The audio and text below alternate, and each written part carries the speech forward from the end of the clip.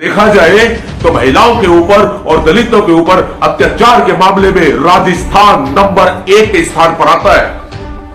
इसके बाद में उस बाबा के प्रदेश योगी आदित्यनाथ के प्रदेश यूपी का नंबर आता है। उत्तर प्रदेश में बीजेपी की सरकार है और राजस्थान में कांग्रेस की सरकार है। लेकिन इस कांग्रेस की सरकार ने जो दलितों का हितैषी होने का दम भरती है। क्रांतिकारी जय भीम, जय भारत, नीला सलाम, जय संविधान, भीम सेना जिंदाबाद।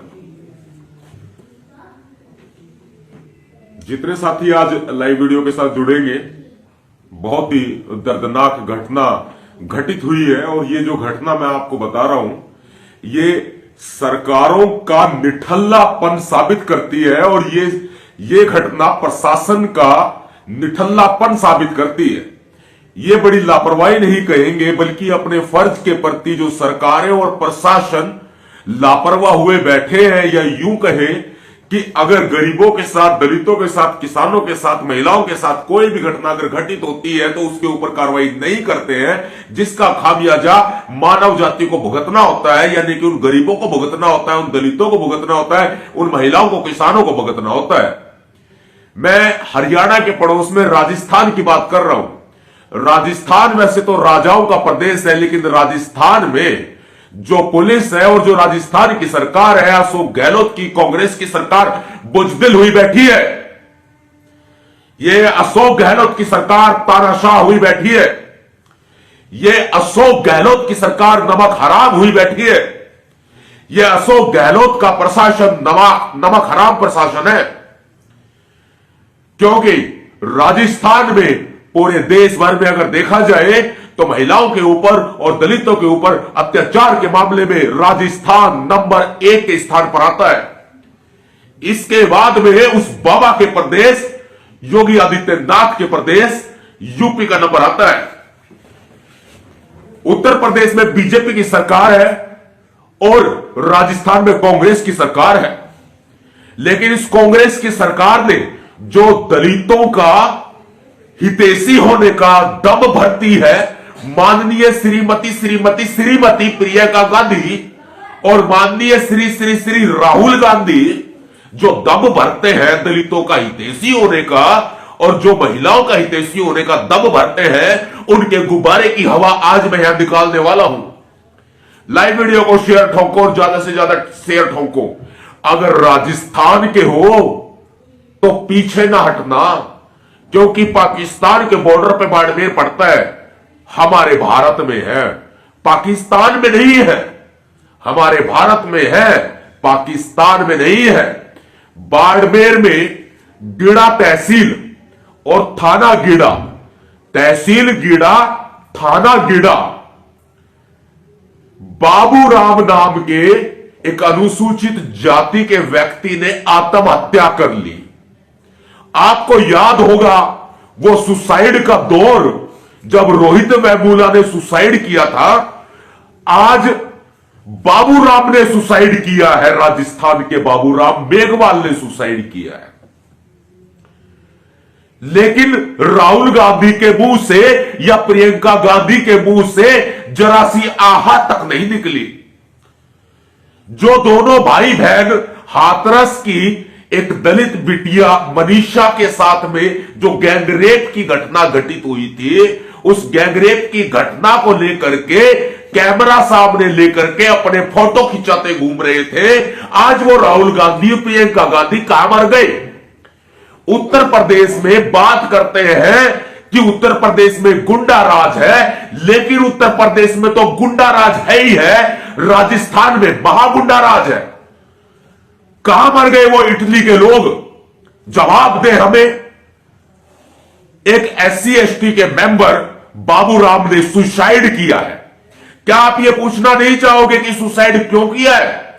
हम आपको बताए देते हैं। बाबूराम का भांजा मैडम, बाबूराम का भांजा, जिसका विवाह तय हुआ था एक लड़की के साथ, पारिवारिक तौर पर तय हुआ था, कोई लव का मैटर नहीं था, पारिवारिक मैटर था। लेकिन जैसे गांव बस्तियों में होता है कि भाई ये रिश्ता तय हो गया, लेकिन बाद में बाबूराम के परिवार ने या बाबूराम के रिश्तेदारों ने इस रिश्ते के लिए मना कर दिया, क्योंकि कहीं ना कहीं उनको ऐसा महसूस हो रहा था, या कुछ लोगों ने उनको बताया होगा कि जो मैं आपको कैमरे के सामने नहीं बता सकता, हो सकता है लड़की में कोई कमी हो, लेकिन लड़की हो, मां बहन बेटी सबकी बराबर होती है, इसलिए मैं कैमरे के सामने बात नहीं बता सकता। ठीक है, शादी तो नहीं हुई थी, शादी नहीं हुई थी, रिश्ता हुआ था, जिस रिश्ते को आपसी सहमति से हटा दिया गया। भाई शादी नहीं हुई है, रिश्ता कंटिन्यू नहीं करेंगे,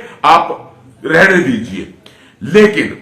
लेकिन इसके बाद क्या हुआ कि जो लड़की के पिता थे, लड़की के पिता ने उस गांव के पंचों को, सरपंचों को, तथाकथित जो पंचायतें बना पकड़ के बैठे हैं, जो लोगों का शोषण करते हैं, उन लोगों ने हुक्का पानी बंद कर दिया, गांव से बहिष्कार कर दिया और 2 लाख रुपए का जुर्माना लगा दिया कि बताओ रिश्ता क्यों तोड़ा।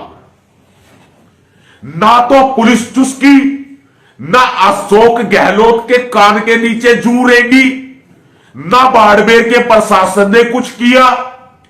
सिर्फ और सिर्फ कुर्सी पर बैठ करके सुबह आते हैं, रिश्वत खाते हैं, दोपहर में लंच में भी नोट खाते हैं। ये गहलोत के प्रशासन के लोग, जिनकी तोंद फूली हुई है सिर्फ नोटों से, और सिर्फ बहिष्कार जो किया गया था, बहिष्कार के ऊपर कोई कार्रवाई नहीं की वहां की नमक हराम पुलिस ने। नतीजन बाबूराम ने सुसाइड कर लिया। बाबूराम अब इस दुनिया में नहीं है। बाबूराम अपनी जीवन लीला को समाप्त कर चुका है, क्योंकि पूरे गांव से बहिष्कार कर दिया और 2 लाख रुपए का जुर्माना लगा दिया। बाबूराम के परिवार का कहना था, उनके रिश्तेदारों का कहना था कि हम 2 लाख रुपए जमा नहीं कर सकते पंचायत में।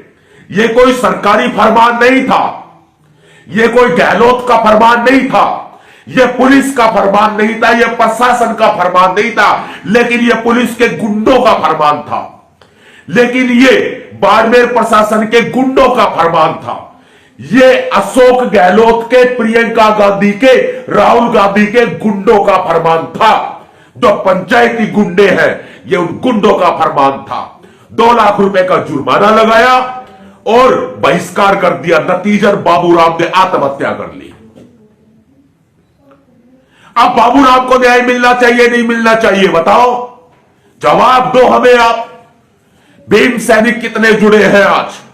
बाड़मेर में से कितना दूर है? मैं दिल्ली गुड़गांव में बैठा हूं।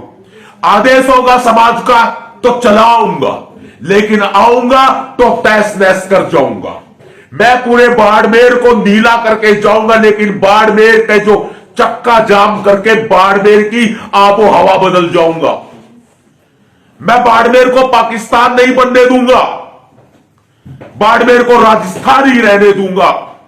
लेकिन अशोक गहलोत और वहां का प्रशासन, वहां की पुलिस कान खोल करके सुन ले, अगर नवाब सतपाल तंवर भीमसेना चीफ बाड़मेर आया तो तहस नहस कर जाएंगे। ध्यान रख लेना, सिस्टम फाड़ के चले जाएंगे। याद रख लेना, बाबूराम को न्याय चाहिए।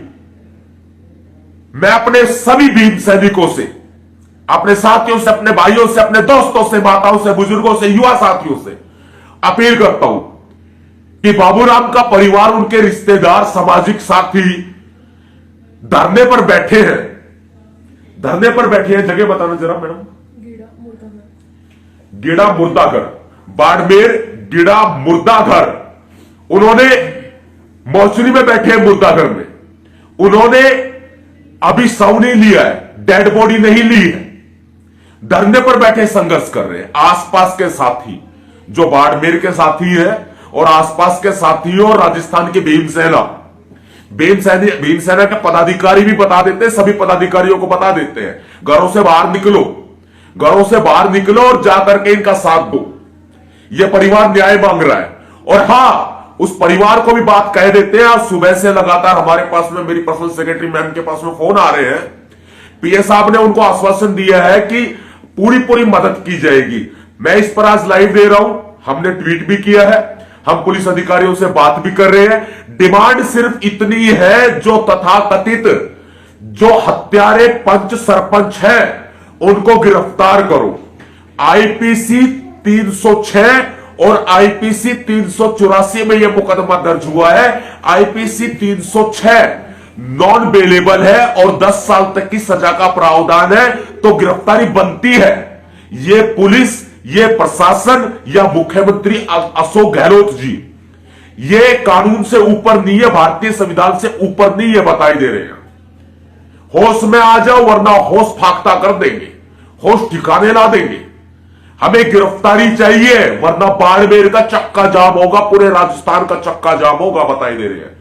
ये जो गुंडागर्दी, जातिवाद, जलालत और जो तानाशाही चल रही है ना, कान खोल करके सुन लो, इसको दूर कर दो। हमें चाहिए उन आरोपी पंच सरपंचों की गिरफ्तारी, वरना फिर तैयारी कीजिए, भीमसेना चीफ नवाब सतपाल तंवर खुद ही आ रहे हैं।